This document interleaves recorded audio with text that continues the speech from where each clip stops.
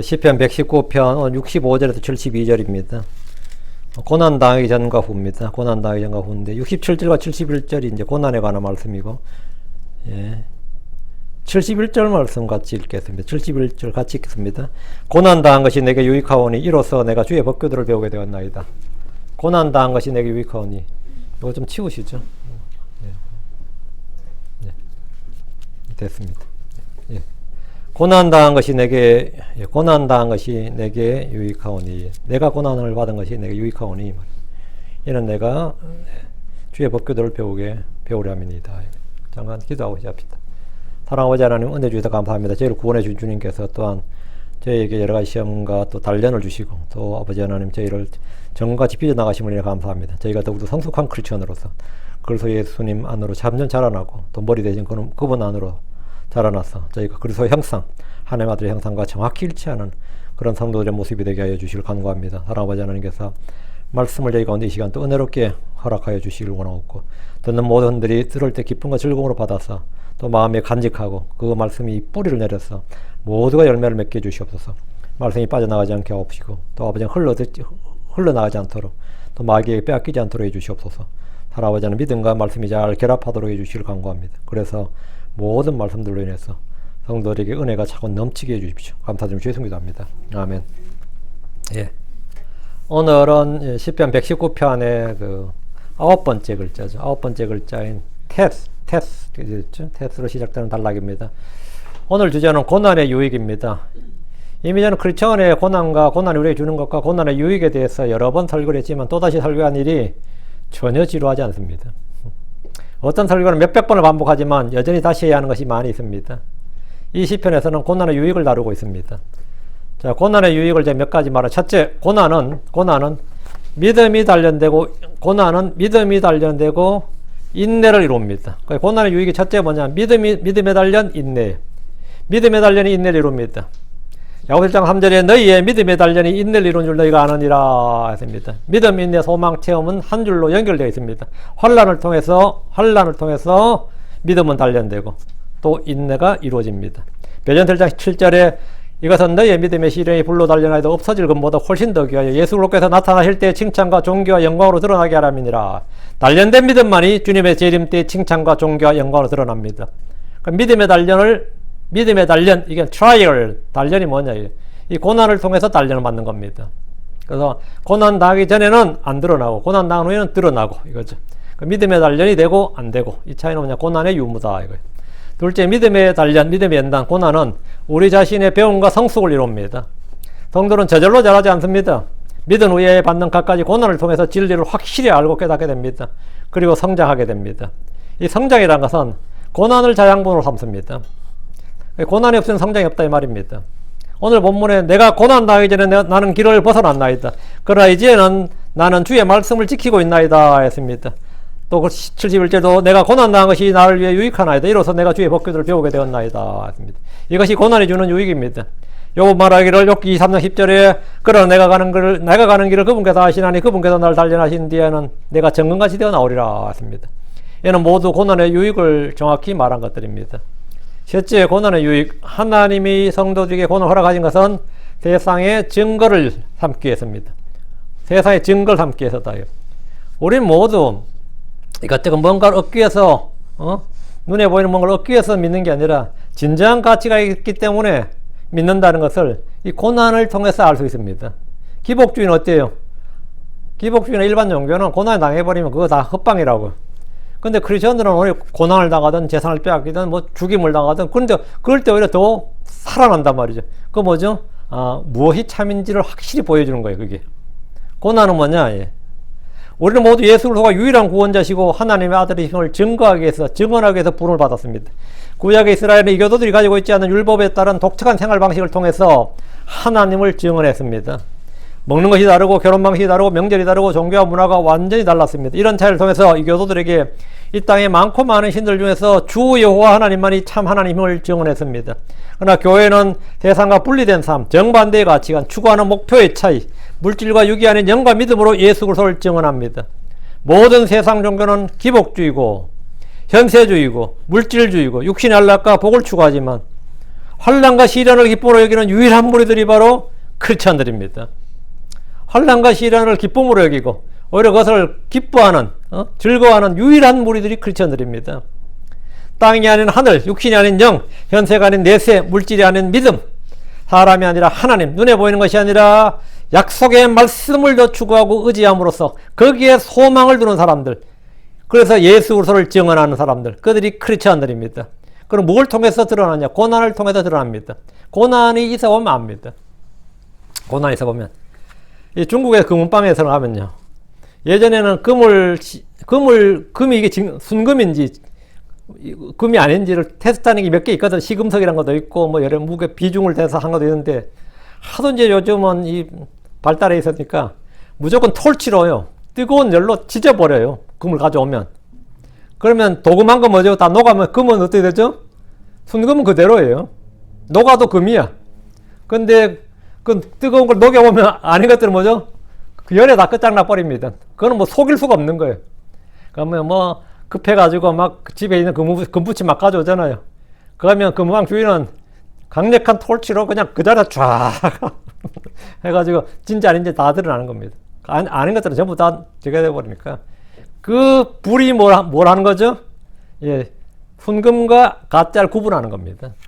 우리의 진짜한 믿음은, 우리의 진짜한 신자인지 아닌지는 고난을 통해서만 드러납니다. 고난을 이제 한번 쫙 들어보면 드러나요. 넷째, 그래서 영광에 참여하기 위해서 고난을 허락하십니다. 믿음을 통해 은혜로 값없이 받은 구원이지만 우리는 이 땅에서 그리스도의 고난에 참여함으로써 장차 다가올 영광을 받게 됩니다. 로마서 8장 17절 18절에 자녀이면 상속자고 하나님 상속자요 그리스도와 공동 상속자니 우리가 그분과 함께 고난당하면 이것은 우리가 함께 영광도 받으려 합니다. 내가 생각하건대 현재의 고난들은 앞으로 우리 안에 나타나는 영광과 좋게 비교될 수 없도다. 하나님은 성도들에게 고난을 받게 하심으로써 좋게 비교할 수 없는 영광을 받게 하십니다. 현재 이 땅에서 믿음으로 인해, 의로 인해, 복음과 그리스도의 이름으로 받는 고난은 영원한 영광을 이루어갑니다. 고린도서 4장 17절에 우리가 잠시 받는 가벼운 고난이 우리를 위해 훨씬 더 뛰어나고 영원한 영광의 중한 것을 이루느니라. 하나님은 현 세상의 악함을 통해서 성도들이 받아 누릴 영광을 더 크고 많도록 하십니다. 다섯째, 하나님이 미워하시는 세상을 사랑하지 않도록 하나님은 고난을 허락하십니다. 사람들은 너무나 쉽게 하나님의 대적, 하나님 미워하시는 것, 하나님과 원수된 것들에 동화되고 사랑하고 친구가 되는 경우가 많이 있습니다. 그러나 세상의 배척과 박해, 고난을 받으면 성도들은 땅이 아니라 하늘을 사랑하고 소망합니다. 세상의 모든 정이 다 끊어집니다. 세상의 애착이 다 끊어져요. 하나님이 미워하시는 것들을 함께 미워하고 하나님이 사랑하는 것들을 사랑하게 됩니다. 그때 이제 뭐 세상 아무것도 없다. 뭐 진짜 한번 그런 고난을 속도하게 당하면, 예, 육신의 정과 욕심이 다 끊어지면 그때는 그래요. 자식도 소용없다 이러면서는 아무것도 주님 오시는 것만 소망하게 되는 겁니다. 그게 고난의 유익이에요. 하나님이 미워하시는 세상을 사랑하지 않고 땅과 땅에 있는 것들을 사랑하지 않게 그 정을 다 끊어놓는 것, 육신의 정과 욕심을 다 끊어놓는 게 고난입니다. 여섯째, 세상에 하나님의 진노를 쏟아붓기 위해서 하나님이 성도들에게 고난을 허락하십니다. 세상이 성도들을 괴롭히고 죽이지만 때가 되면 하나님께서 불같은 진노를 땅에 이 세상에 쏟아부으실 겁니다. 세상의 불법이 충만하게 될 때까지 주님은 참고 기다리십니다. 일곱째, 하나님은 고난을 통해 참과 거짓을 구별하십니다. 육신적인 성도들, 교회만 다니는 거짓 신자들은 자신의 믿음이 거짓이요 헛것임을 좀처럼 인정하지 않습니다. 자신이 잘못됐다 그러면 지금 이게 나를 시험하냐, 나를 지금 판단했냐 이러면서 막 난리를 칩니다. 진짜 구원받은 거 맞아요? 한번 해보세요. 상대방한테. 난리 날 것 같아요? 안 날 것 같아요? 진짜 구원받은 거 맞으세요? 언제 구원받으셨어요? 지금 나 구원 의심하냐? 니 지금 나 구원에 대해 지금 뭐 저거 하냐? 이러면서 난리 납니다. 누가 지적해주면 강하게 반발하고 대적합니다. 만약 그들이 지옥으로 떨어지게 되면 자신은 믿었는데도 구원받지 못했다고 하늘 욕하며 저주할 겁니다. 그러나 이 땅에서 닥치는 각종 시험과 고난을 통해서 참된 믿음과 거짓 믿음은 확연히 드러납니다. 순금과 찌꺼기를 구분해주는 것은 용광로입니다. 순금과 불순물을 구분해주는 것은 도관입니다. 마찬가지로 참 믿음과 거짓 믿음은 고난과 시련 속에서 순식간에 드러납니다. 평소에 우리는 거짓 성도들의 화려한 언변과 외모로 인해 그들을 높게 평가하고 매력을 느낍니다. 그러나 불같은 시험이 닥쳐보면 그 믿음이 어떤 믿음인가 금방 알 수 있습니다. 특히 여러 가지 욕을 당해보든지 저주 이런 거 있죠. 자기가 생각한 것보다 인정을 못 받고 이러면 그 사람의 본질이 다 드러나요. 그 삶 보지 다르답니다. 맨날 뭐 존중받고 높임받고 칭찬받고 인정받고 이런 영광을 받기를 원하던 사람들한테 그거 안 해주면 그 사람들 미칩니다. 응? 그 사람 참된 믿음이 아니라는 것이 확실히 드러나지. 응? 확실히. 거짓 믿음의 소유자들은 금을 얻기 위해 기도하고 하나님께 부르짖고 성경을 공부하지만 참된 믿음의 소유자들은 금을 팔아가면서 진리를 하고 그것을 다시 팔지 않습니다. 잠언 3장 3절에 진리를 사되 팔지는 말며 지혜와 홍계와 명철도 그리할지니라 했습니다. 진정한 믿음의 사람들은 항상 희생을 하는 걸 원칙으로 합니다. 이익을 원칙으로 하지 않고 희생을 원칙으로 합니다. 참 믿음의 소유자들은 금이 아니라 금보다 귀한 믿음을 원하기 때문입니다. 자, 본문을 보겠습니다. 65절입니다. 당신은 당신의 말씀에 따라 주는 주의 말씀에 따라 오 주여 당신의 종을 후대하셨나이다. 당신은 당신의 말씀에 따라 주께서는 친히 하신 말씀에 따라 자비를 베푸시고 그분의 말씀에 따라 구원하시고 그분의 말씀에 따라 은혜를 베푸십니다. 이렇게 말씀에 따라 이게 언더라인. 예? 말씀에 따라. 여기 우리 성경 오 주여 주의 말씀에 따라 이랬잖아요. 주의 말씀에 따라. 주는 주의 말씀에 따라. 말씀에 따라. 그 주님은 말씀에 따라 구원하시고 말씀에 따라 은혜를 베푸시고 이 말씀에 따라 자비를 베푸신다고요. 주께서는 그분의 말씀에 따라 자신의 종들을 후대하십니다. 후대하셨다 할 때 후대. 선대하셨다, 잘 대주했단 말이죠. 후대하셨다고 해서 모두가 이 땅에서 부자가 되거나 권력을 갖거나 장수하거나 인기와 명예를 얻었다는 말이 아닙니다. 의로운 아벨로부터 주의 말씀을 따라 산 사람들은 고난을 받았습니다. 박해를 받았고 죽임을 당했고 이런 게 창세기부터 나오는 겁니다. 이 세상에서 그들은 실패자로 보일 정도입니다. 요셉이나 다니엘이나 모르드게나 느헤미야 같이 일국의 총리가 된 사람들도 있지만 많이들은 아무것도 아닌 자들로 여겨졌습니다. 그러면서 성경은 주께서 주의 말씀에 따라 주의 종을 후대했다고 합니다. 주께서는 주를 두려워한 여리고의 창녀 라합을 후대하셨습니다. 주께서는 주를 의지하러 온 모압 여인 룻을 후대하셨습니다. 주께서는 주를 불렀던 사람들을 후대하셨습니다. 주께서는 이 땅에서 아무것도 아닌 저와 여러분 같은 사람들을 후대하셨습니다. 잘 대주셨다고. 하나님이 베풀어 주신 자비와 은혜는 이로 말로 닿을 수 없습니다. 하나님의 은혜는 말로 닿을 수 없어요. 주께서는 나를 사랑하사 나를 위해 보여주신 사랑을 보십시오. 그분이 나의 죄, 나의 저주가 되셔서 고난과 심판을 받으셨습니다. 십자가에 못 박히셨고 채찍으로 맞으셨고 창에 찔리셨습니다. 이것은 상상 그 이상입니다. 죄와 허물, 범죄와 불법으로 가득한 사람들에 불과한 우리를 위해 주께서는 긍휼과 은혜를 베푸셨습니다. 주님이 나를 얼마나 잘 대해주셨는지를 보라고요. 우리 모두 시편에 말한 것처럼 주께서 우리를 후대하셨다고 고백할 수 있습니다. 주님이 나를 잘 대해주셨다고. 그리고 저 하늘에 갔을 때 그리고 이 땅에서 왕과 제사자로 통치할 때, 주와 함께 통치할 때만 이 고백은 더욱더 실감날 겁니다. 저도 며칠 전에 어떤 분 상담을 좀 하느라고 이 크리스천이 됐다는 게 어떤 것인지 아는 줄 알았어요. 크리스천이 됐다고 해서 뭐 내 키가 더 커진 것도 아니고 돈이 더 많아진 것도 아니고 인기나 명예가 올라간 것도 아니고 권력을 잡은 것도 아니고 갑자기 모든 일이 술술 뭐 잘 풀린 것도 아니죠. 크리스천이 됐다고. 그런데 내가 크리스천이 됐다는 순간 여러분이 인지할지 안 할지 몰라도 여러분 속에 엄청난 변화가 있었어요. 그 중에 하나가 뭐냐면 생각의 변화입니다. 생각의 변화라는 게 어떤 거예요? 옛날에는 맨날 뭐 전생, 예생 타령했는데 이제는 우리가 그런 거 타령 안 하잖아. 9천을 떠도느니 헤매느니 그런 생각 해요, 안 해요? 안 하죠. 뭐 날이 손 있는 날이니 없느니 그런 거 생각해요, 안 해요? 안 하잖아. 제사 같은 거 생각합니까, 안 합니까? 안 하죠. 우리는 이미 전통, 이 썩어 빠진 전통들에서 우리는 다 해방됐습니다. 나도 모르는 사이 이미 해방돼 있어요. 우리는 헛된 철학에 조금 더 속지 않습니다.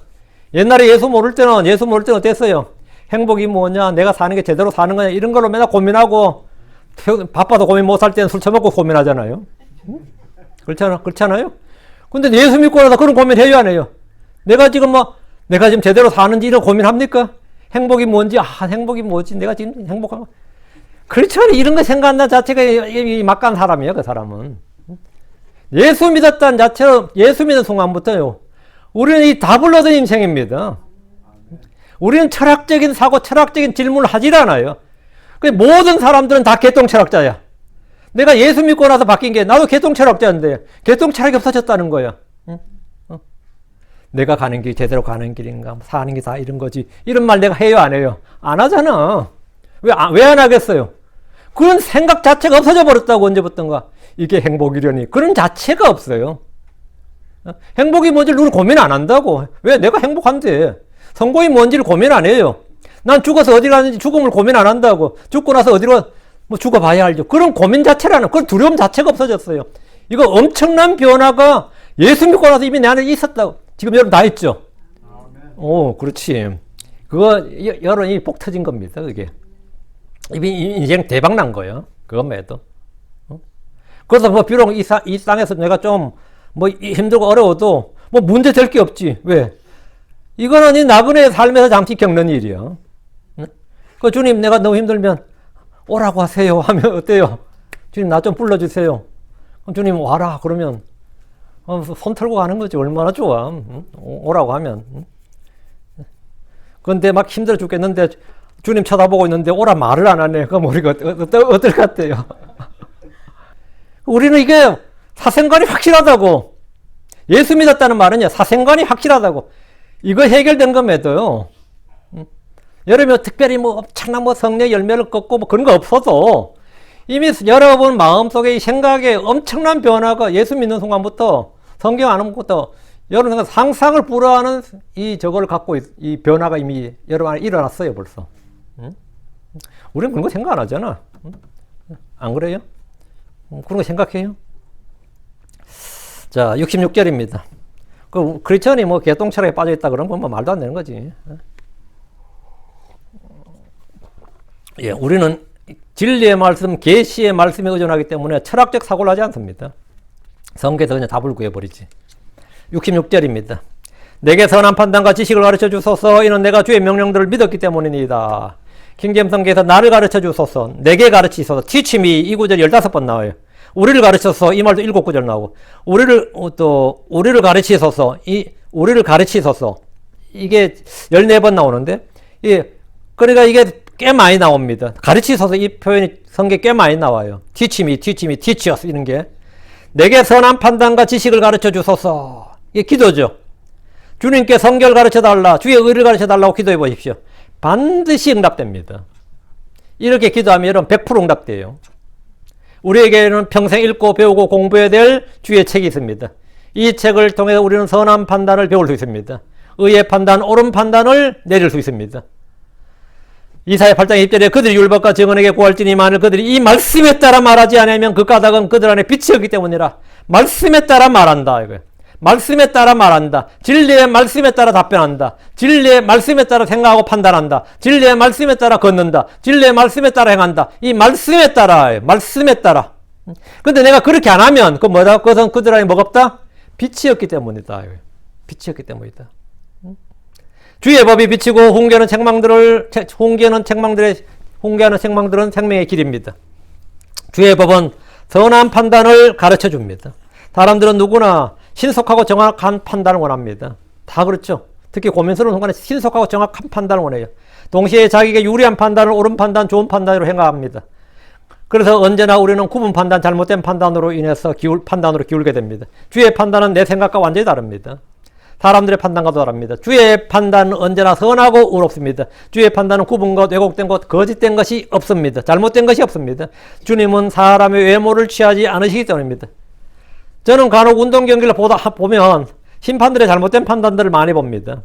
심판들의 잘못된 판단을 많이 봐요. 축구나 농구나 야구 등 무슨 게임에서나 오심으로 인해 피해를 보는 일들이 허다하게 발생합니다. 그래서 그 심판 때문에 승패가 바뀌기도 합니다.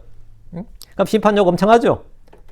특히 야구는 심판들이 워낙 오류를 많이 범하기 때문에 비디오 판독을 하자, 기계로 대신하자 이런 말도 나옵니다. 한국은 내년부터 모든 야구 게임이 프로야구 게임에 이제 심판이 필요 없어요. 비디오로 이제는 스트라이크 볼을 판단해요. 그 이제 포수가 이제 옛날에는 심판을 속이기 위해서 프레이밍을 잘 했어야 되거든요. 스트라이크로 보이게 하려고 해서 그 기술이 필요 없어요, 이제는. 그냥 공만 잘 받으면 돼. 뒤로만 안 빠뜨리면 돼. 그런 기술이 전혀 필요 없어. 이제는 공만 잘 받으면 돼, 이제는. 왜? 기계가 판단하니까 그런 속임수가 필요 없는 거예요.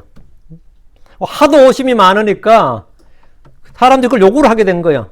메이저리그도 지금 그렇게 요구하자고 해가지고 마이너리그에서 계속 2년째 지금 실험 중입니다. 어떻게 메이저리그를 적용할 것인가? 기계로 하자 이거야. 왜? 너무 피해가 막심하거든요. 스트라이크에 가서 삼진하고 끝났어야 되는데 볼 불러가지고 다음 한 개 더 던져서 홈런 맞아버리고 뭐 그러겠죠. 뭐 이런 거 맞아 뭐 투수 입장에서 맞아 뒤집어지는 거죠. 자기 커리어가 끝장날 수도 있고 그게 수익과 직결되는데 게임의 승패에 되는데 이 세상의 판단이라는 게는 뭐, 우리가 너무나 자주 보는 거예요. 재판도 마찬가지입니다. 요즘 AI로 판사 대신하자 그러잖아요. 재판관이 하도 개판치니까 무죄인 사람이 유죄를 받고 유죄인 사람이 무죄로 석방됩니다. 주님은 의로운 심판자로서 의로운 심판하시며 사람의 내분이나 외모를 취함이 없습니다. 우리는 주의 판단으로 판단하는 법을 배워야 됩니다. 지식을 가르쳐 주소서라고 할 때 지식은 진리의 지식, 우리 주를 아는 지식, 하나님의 지식입니다. 성경을 통해 우리는 하나님의 지식을 배울 수 있습니다. 하나님의 거룩과 의를 배울 수 있습니다. 하나님의 신비들을 알고 배울 수 있습니다. 무엇보다 우리 주 예수를 아는 지식은 가장 귀한 것입니다. 그래서 예수를 알면 세상의 모든 부하들이 배설물에 지나지 않습니다. 다시 66절. 이는 내가 주의 명령들을 믿었기 때문이니이다. 믿어야 배울 수가 있는 거예요. 내가 주님께 가르쳐 주소서 할 때는 그 근거가 뭐라고요? 나는 주의 명령들을 믿었다 이거예요. 근데 내가 설교할 때 늘 하는 말 중에 명령은 믿어야 되는 게 아니라 알고 믿어야 되는 게 아니라 행해야 된다 그러죠. 지키고 순종해야 된다고. 명령은 알았습니다 한다고 되는 게 아니라 순종해야 된다고. 누가 명령을 내리면 알겠습니다. 그 말은 뭐죠? 순종하겠습니다 하는 뜻이에요. 명령을 내렸는데 알겠습니다 해놓고 안 하면 그건 불순종이잖아요.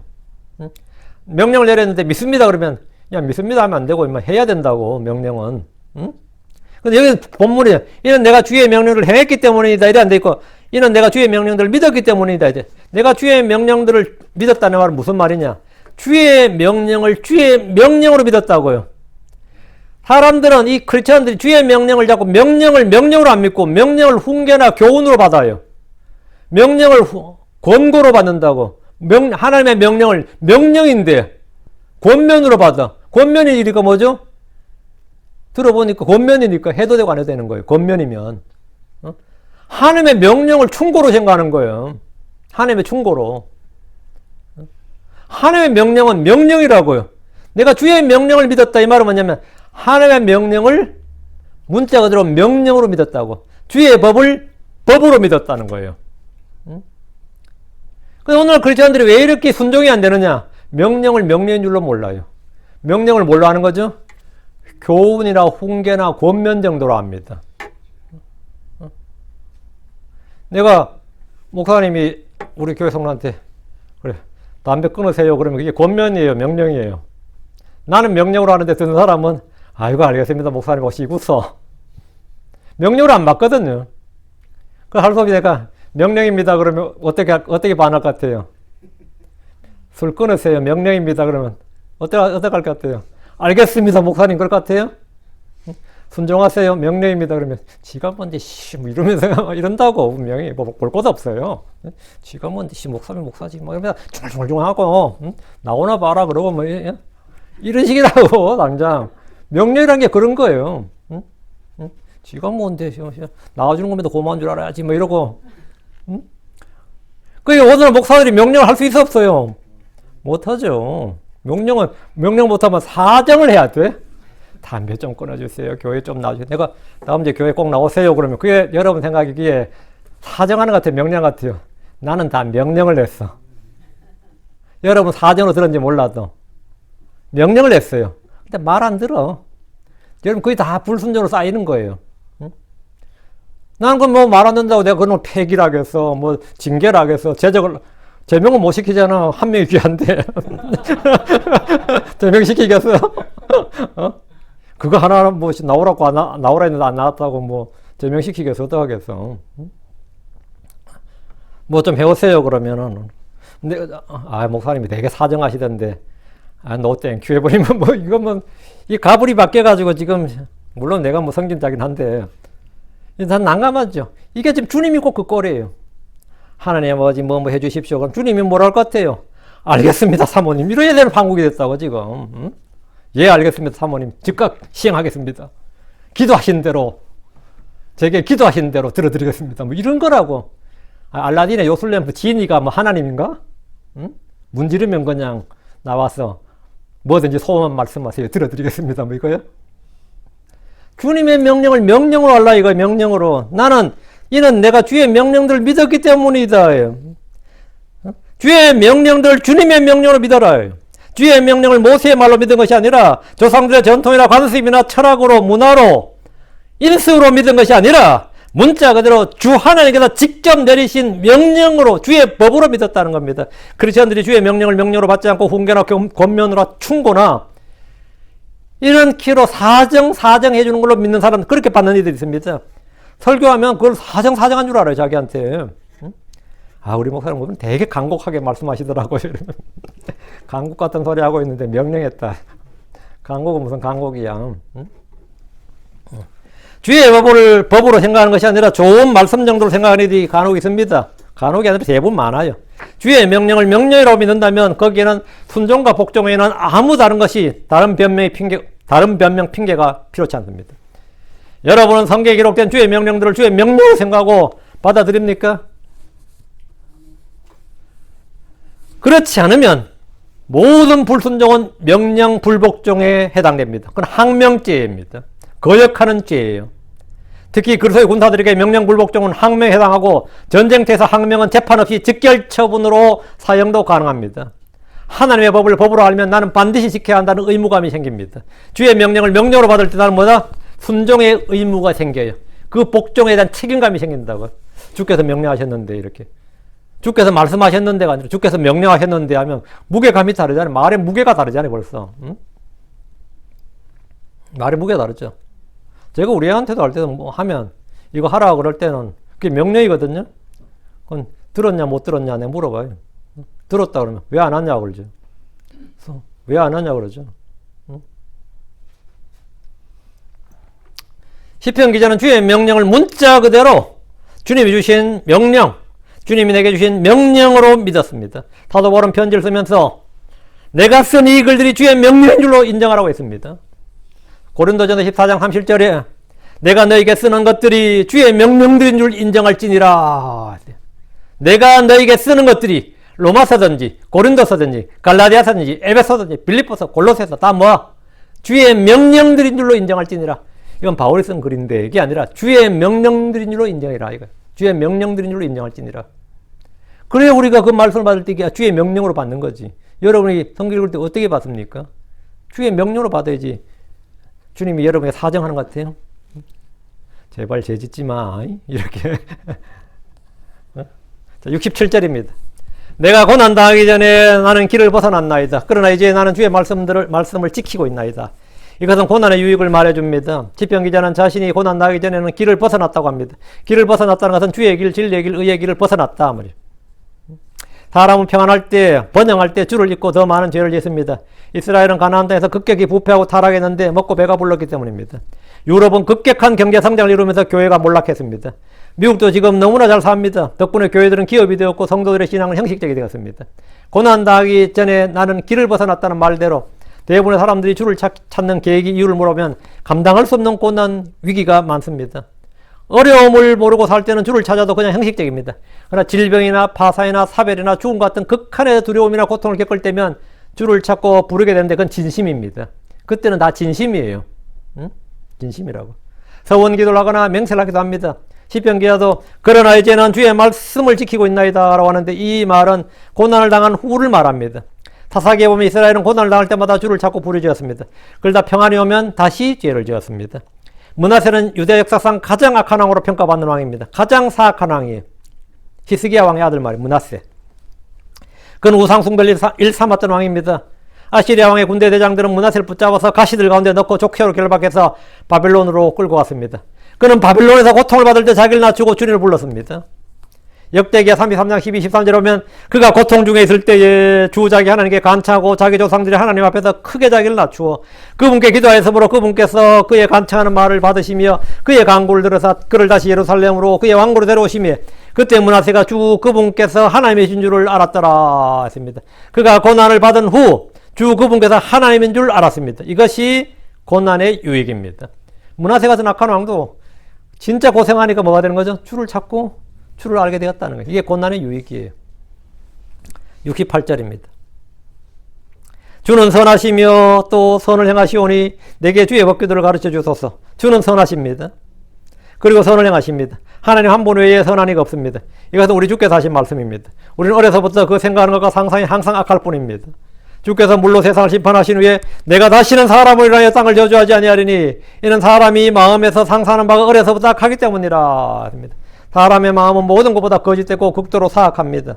크리스천들은 성경이 말하는 이런 사실을 진리로 분명히 인식하고 있어야 됩니다. 예레미야 11장 9절에 마음은 모든 것보다 거짓되고 극도로 사악하니 누가 그것을 알 수 있으리요? 누가 그걸 알 수 있어요? 성경을 믿는 사람만 그걸 알 수 있습니다. 하나님의 말씀을 받는 사람들만 그 말씀의 빛이 내게 들어오면 내가 얼마나 더럽고 사악하고 극도로 사악한지 부패한지 알 수 있습니다. 내가 정말 아무것도 아닌 걸 알 수 있어요. 그러면 정말 나를 신뢰할 수가 없습니다.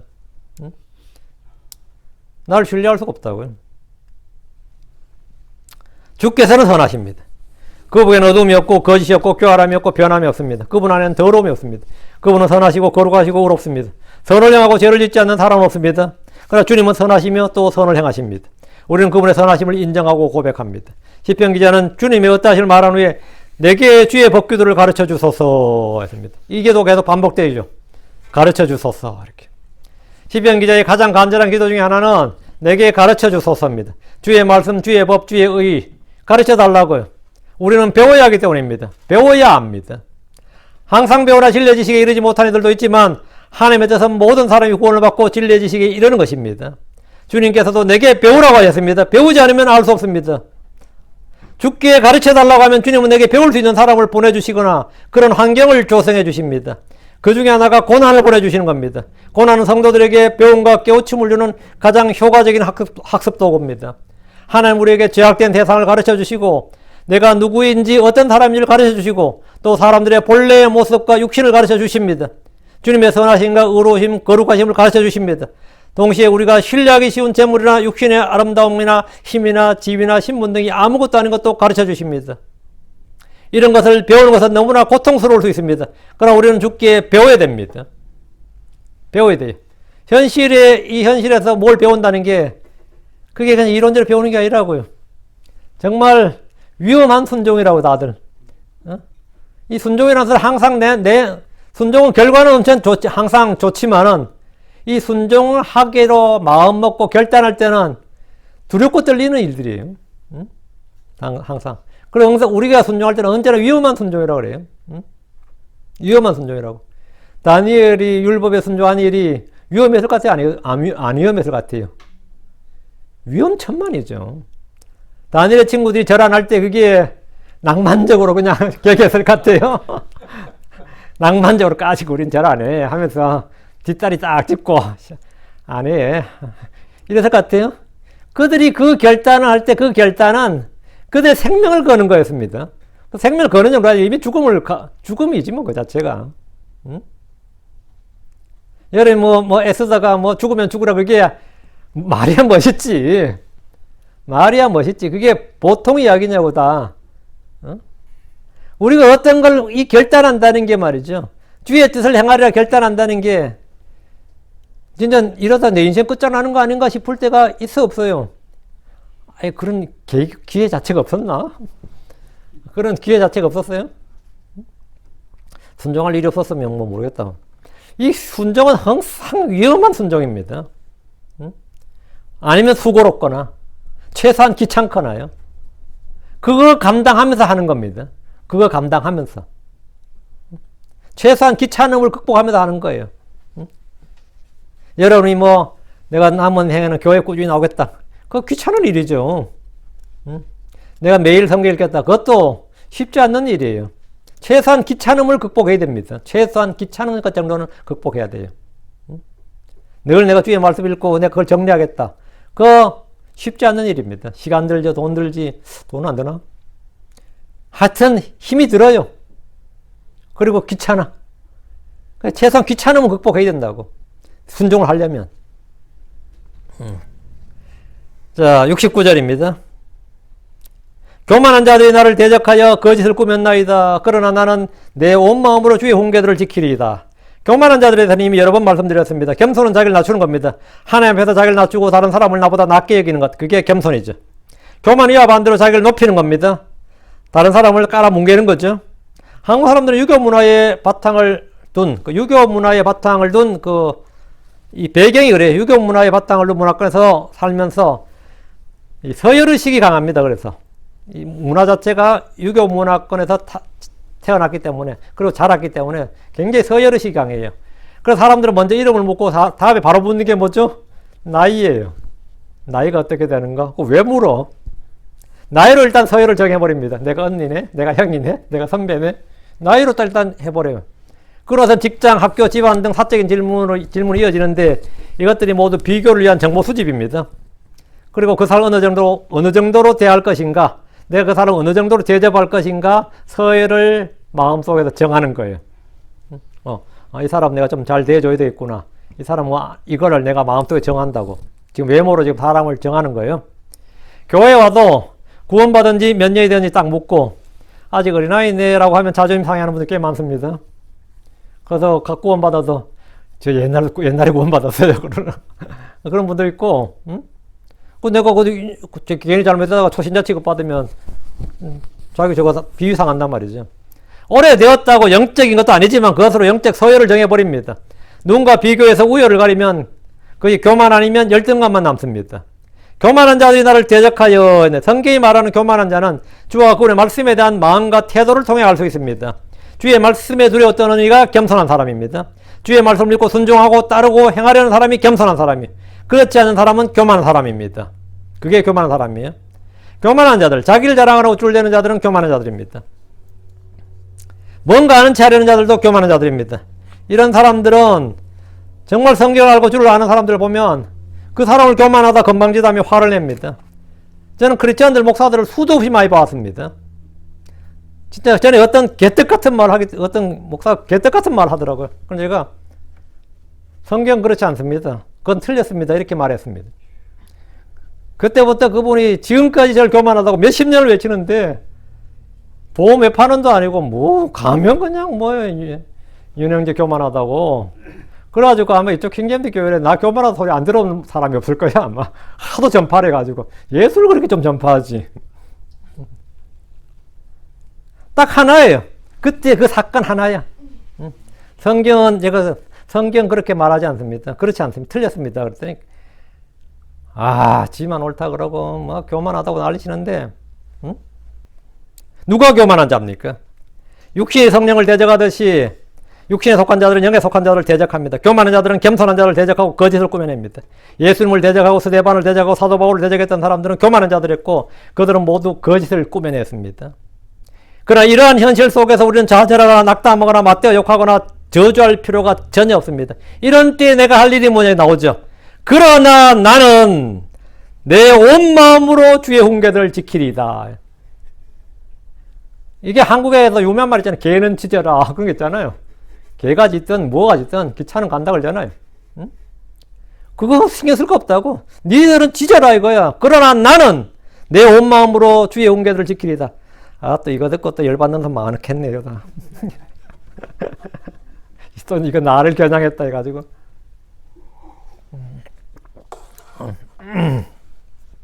그러나 나는 나를 욕하든지 저주하든지 뭐 하든지 이거는 네가 할 일이고 네 일은 네가 하고, 그러나 나는 나로 말하건대 그러나 나는 내 온 마음으로 주의 훈계를 지키리다. 힘든 일이 있습니까? 나를 둘러싼 거짓말이 행하고 오해와 불신이 가득하고 비난과 수치와 모욕거리가 넘칩니까? 해명하고 변명하는 데 시간 쓸 필요 없습니다. 시편의 말씀대로 그러나 나는 내 온 마음으로 주의 훈계를 지키리다 선언하고 주의 말씀을 읽고 공부하고 묵상하고 그것을 마음속에 숨겨두고 쌓아두고 풍성히 거하게 하고 그걸 지키면 됩니다.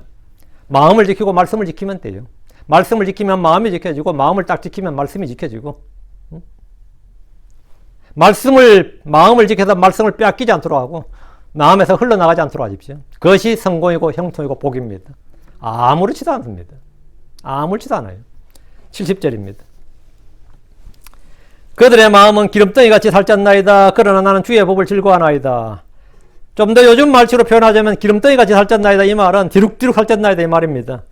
그런 약간 의역이 돼가지고 그냥 지게간으로 기름덩이같이 살쪘나이다 했는데, 교만한 자들의 마음은 높고 기름덩이같이 살쪘습니다. 이와 달리 겸손한 자들은 영이 가난합니다. 마음이 가난합니다. 의에 줄이고 목마릅니다. 겸손한 자들은 늘 주의 말씀을 갈구하고 사모합니다. 그러나 나는 주의 법을 즐거워하나이다. 그러나 나는, 그들은 그들이고 나는 나고 이 말이에요. 그러나 나는, 이게 아주 중요한 말입니다. 그러나 나는 주의 법을 즐거워하나이다. 교만한 자들 형통하고 부유하고 성공하고 명예를 얻고 평안히 살다 죽는 것에 나는 부러워할 필요도 없고 실족할 이유도 없습니다. 이 세상의 삶은 내 인생의 삶에서 극히 일부이기 때문입니다. 극히 일부예요. 여러분이 2박 3일 여행을 가는데 그날들이 인생에서 차지하는 비중은 얼마일 것 같아요? 찰나에 불과합니다. 마찬가지로 이 땅에서 7, 80년을 사는 순례자요 나그네의 삶은 영원이라는 시간 속에서 아무것도 아닙니다. 여기 7, 80년 좀 고통스럽게 살았다고 해서 그게 영혼에 비하면 아무것도 아니라고. 내가 여행 가서 고생 좀 했다. 그 정도밖에 안 되는 겁니다. 내가 이번 여행길에 아유 고생 엄청 했다. 응? 그 정도예요. 응? 그 며칠 여행 갔는데요. 2박 3일, 뭐 3박 4일, 4박 5일. 어? 아 이번에 일본에 여행 가가지고 돈 떨어져서 고생했다. 고생해서 돌아왔네. 그럼 됐어. 그럼 다 추억이야. 그게 나사로 왔던 사람 말이에요. 부잣집에서 떨어진 부스러기 먹고 개가 할 거 할 때, 병은 병대로 들고, 돈은 돈대로 얻고 할 때, 나중에 죽고 나서 나사로 뭐라 그랬겠어요? 아, 그때 고생했다 그러겠지. 그건 다 추억이야. 그건 추억이라고요. 아무것도 아니에요. 여러분 이 땅에서 뭐, 70년, 80년 살면서 고생 엄청 했어.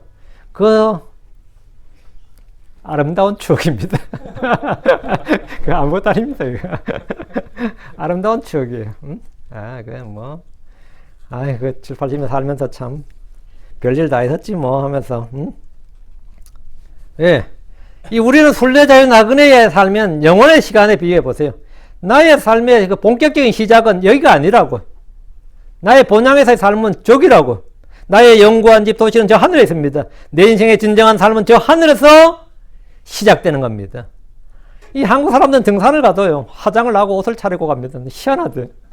등산을 가는데 뭔 그렇게 화려하게 옷을 알록달록 해가지고 등산복 입고 뭐하고 몰지않은 사람들이 그 높은 산도 아니야. 뭐 서울 사람들이 뭐 높은 산 해봐야 관악산이지 북한산이나. 거기 뭐 그냥 슬리퍼 신어도 갈 수 있는 산에도 막 그 야산을 되게 해서 가거든요. 왜 그렇게 할 것 같아요? 다른 사람들에게 나 요즘 등산 다닌다고 이렇게 잘 살고 있다고 보여주려고 그런 겁니다. 한국 사람들한테 뭘 보여줘야 돼. 응? 그래서 내가 잘 산다, 뭔가 잘 산다, 행복한 모습을 사진에 담아야 되고, 다른 사람들에게 그렇게 보이고 싶어 하는 겁니다. 뭘 그렇게 남들한테 보이고 싶어 하는 거예요? 남들이 보이고 싶어요. 굉장히 남의 시선을 많이 의식합니다. 여러분, 오늘 이 말씀 기억, 그러나 나는, 이걸 기억해. 그러나 나는. 어? 니들은 뭐 어떻게 하든 간에, 그러나 나는, 응? 주의 법을 즐거워하나이다. 너희들은 뭐 등산을 가든, 낚시를 가든, 뭐 필드를 가든, 요즘 먹고 살만하다. 그러나 나는, 이렇게 해서요. 남들 신경 쓸 거 없어요. 남의 시선 신경 쓸 거 없어요. 응? 그러다 보니까, 이 못된 놈들이 잘 사는 걸 보면 막 속이 뒤집어지죠. 내가 크리스천임에도 불구하고. 근데 크리스천으로서 나는 내가 할 일만 하면 됩니다. 그러나 나는 주의 법을 즐거워하나이다. 다른 놈들이 막 교만한 자들이 막 기름덩이에다 뒤룩뒤룩 살이 찌든 돈을 벌든 뭐 인기가 없고 명예를 얻든 그러나 나는 뭐 한다? 주의 법을 지키고 주의 법을 즐거워한다고요. 주의 법을 지키고 주의 법을 즐거워한다고. 이거 되면 뭐 그놈들이 오히려 열받아. 저놈들은 왜 나를 인정 안 해주지 하고. 우리는 근데 관심도 없어요. 71절입니다. 내가 고난당한 것이 나를 위해 유익하나이다. 이로써 내가 주의 법규들을 배우게 되었나이다. 내가 고난당한 것이 나를 위해 유익하다는 것은 고난을 통해 뭔가를 배운 사람, 유익을 얻은 사람의 말입니다. 징계와 시험과 고난을 통해 열매를 맺는 사람이 있고 무너지는 사람이 있습니다. 누구는 병원에서 불치병 진단을 받으면 주님이 오라는 사인을 주신 것이라고 기뻐합니다. 어떤 이는 왜 이런 일이 내게 있느냐고 불평하고 주님을 원망합니다. 몸에 질병이 생기거나 집안에 어려움이 생기면 믿음이 파산하는 분들도 많습니다. 고난들을 통해 배우는 것이 아니라 실족하기 때문입니다. 광야에서 이스라엘은 다사다난한 고난을 겪었습니다. 그때마다 그들은 불평했고 원망했고 주를 시험했고 실족했습니다. 오늘도 대부분 그러합니다. 그러나 하나님은 고난을 보내십니다. 하나님 그렇다고 고난 안 보내시냐? 보내십니다. 환난은 인내를, 인내는 체험은 소망을 낳기 때문입니다. 고난을 견딘 자가 열매를 맺고 믿음에 달려는 금보다 더 귀한 것이기 때문입니다. 성경은 데살로니가서 3장 3절에 아무도 이런 고난들로 인해 흔들리지 않게 하람이라. 우리가 이런 고난들을 받도록 정해진 줄을 너희 자신이 아느니라. 저는 어떤 분들이 좀 엄청 고생하고 힘들다 그러면 하나님의 사랑을 많이 받는구나 이런 생각이 들어요. 근데 어떤 사람 또 그 말 들으면 되게 고소하게 생각하는 사람도 있어. 나는 고소하게 생각하지 않아요. 저는 어느 목사님이 요즘 참 힘들다, 뭐 밤에 잠을 못 자서 뭐 약 먹는다 그러면 참 고난이 많구나, 힘든 일이 많구나 하나님의 사랑을 많이 받는구나. 이래 생각하지. 저는 그렇게 생각해요. 응? 전 여러분이 뭐, 여러 힘든 일 많이 있다 그러면 당연히 저는 기도해 주지만, 하나님의 사랑을 많이 받는다고 생각하지, 속으로 뭐, 아직 멀었어. 이래 생각하진 않아요. 저는 항상 기도해 줘. 잘 이길 정도가 아니라, 아예 막 고난을 기뻐하고 즐거워할 수 있을 정도로 되길 기도합니다. 야, 뭐, 우리가 이런 고난들을 받도록 정해진 줄 너희 자신이 아느니라. 고난들을 받도록 정해졌다. 우리는, 크리스천들은 다 고난 예정론자들이에요. 고난은 예정된 거라고요. 이건 피할 수 없습니다. 우리가 당하는 시험 중에 우리가 감당할 수 없는 것은 없습니다. 주께서 피할 길을 내시고 너희 감당하게 하시기 때문입니다. 요한복음 16장 3절에 너희에게 이 일들을 말한 것은 너희가 내 안에서 평안을 누리게 하려 함이라. 세상에서 너희가 환난을 당할 테나 기운을 내라. 내가 세상을 이겼노라. 환난을 당하지만 평안을 누리게 하고 승리하도록 하기 위해서 주님은 말씀을 주셨습니다. 말씀을 통해 고난을 감당해보면 그는 승리를 체험하게 되고 평안도 누리게 되고 그 고난을 도리어 기뻐하게 됩니다. 처음엔 두려워하고 피하고 싶은 마음이 앞서지만 한 번, 두 번 경험을 해보면 아무것도 아닙니다. 고난당한 것이 유익이라고 하는데 가장 큰 유익은 주의 도움과 주의 은혜를 알게 되는 겁니다. 그리고 나의 연약함과 무익함을 알게 됩니다. 하나님의 신뢰할 것이 없다는 것도 알게 됩니다. 이것이 고난의 유익입니다.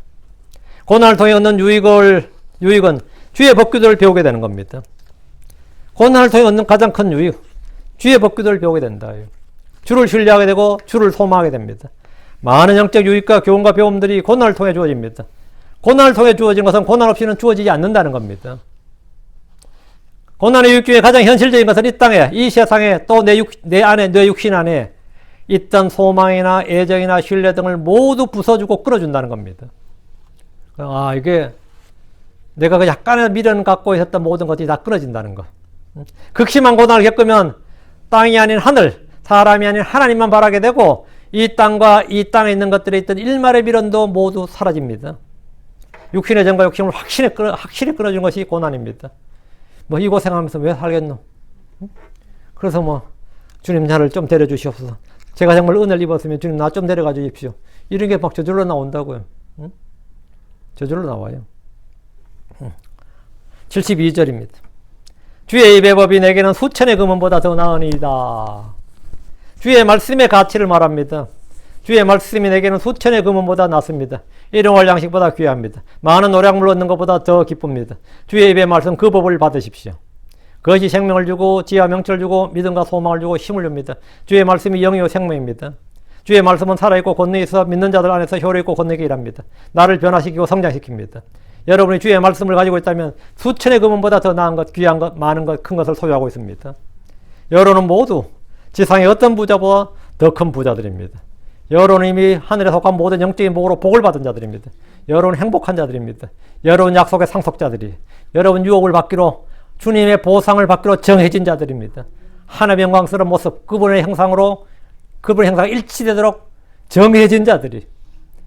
이거는 뭐 완전히 여러분이 여기 있는 사람들은 겉보기는 찌질해 보이도 사실 알고 보니 뭐더라? 찌질이들이 아니더라 이거야. 그건 겉보기에 그런 거지. 그렇잖아. 한국에도 그런 말 있잖아요. 진짜 부자들은 돈 있다고 자랑 안 한다잖아요. 졸부들이 자랑하지. 진짜 부자들은 돈 있다고 자랑 안 해요. 남들 볼 땐 돈이 없는 사람처럼 보인다고. 알고 보니까 진짜 알부자들아, 큰 부자 그런 거 다 있죠. 진짜 크리스천들은 찌질해 보이는데 다들 뭐다? 진정한 거부들이야. 영적인 그 속에 영적인 보화들을 가진 질그릇 속에 보화들을 담은 사람들, 보화들을 지닌 사람들입니다. 저와 여러분이 바로 그런 사람들입니다. 이거 알면 된 거죠. 더 이상 뭘 바라겠어? 뭘 바라겠어요? 기도합시다. 위대하시고 건주 하나님 감사합니다. 사랑아버지 하나님께서 저희를 위해서 베푸신 은혜가 얼마나 크고 놀라운지 저희 눈을 열어서 보게 해주시옵소서. 저희 귀를 열어서 듣게 해주시옵소서. 저희 마음을 열어주시고 저희 지각을 열어서 깨닫게 해주시옵소서.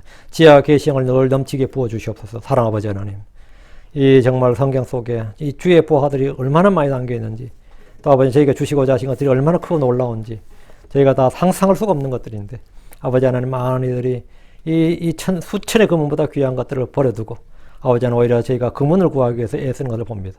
아버지 하나님 저희가 시간과 노력을 들여서 힘을 다해서 주를 사랑하게 해주시옵소서. 없어질 것들에 소망을 두지 않고 그런 것들에 그런 없어질 재물에 신뢰를 두지 않고 아버지 하나님 영구한 것들 주님과 주의 말씀과 주님께 속한 그것들에 저희가 애정을 두고 하늘에 있는 것들에 애착을 두게 해주시길 원합니다. 사랑하는 아버지 하나님 저희가 이 땅에서 저 하늘의 부활을 쌓게 해주시옵소서. 저희가 영구한 도성, 영구한 집이 저 하늘에 있는 줄 압니다. 저희의 삶의 시작이 바로 거기서 시작됩니다. 본향에서 시작되는 바로 그 삶, 지금 잠시 나그네와 순례자의 삶을 사는 동안에 겪는 일들에 아버님 그것들이 좋은 추억이 되게 해주시옵소서. 그리고 기쁜 간증이 되게 해주실 간구드립니다. 감사드리며 주의 성기도합니다. 아멘. 네, 찬송가